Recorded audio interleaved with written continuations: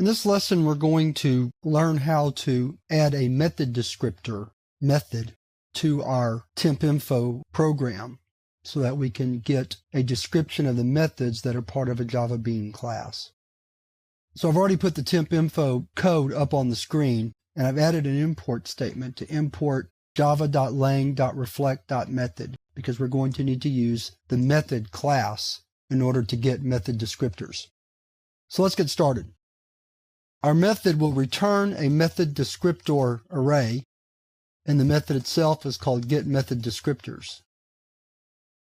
And it immediately launches into a try block.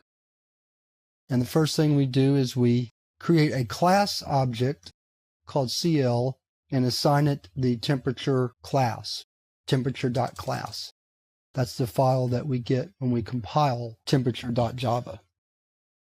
Next, we're going to create another class object args, which is an array, and it will hold the parameters for our methods.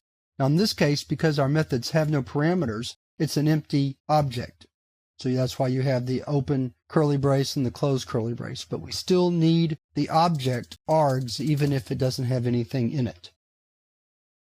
The next thing we're going to do is create a method object, C to F, that is obtained by calling the getMethod method of our class object CL with the name of the method and our args object. Now, at this point, we're ready to create a method descriptor. So we're going to call that C to F DESC.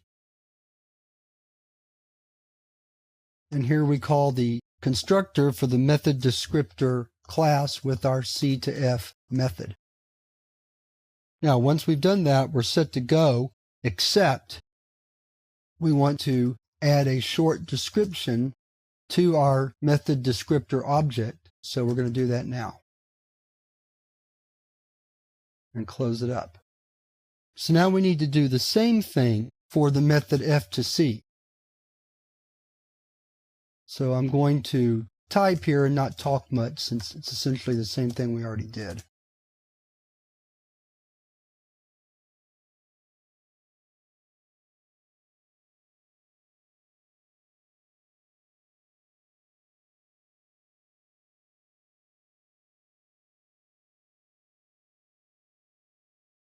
Close it up.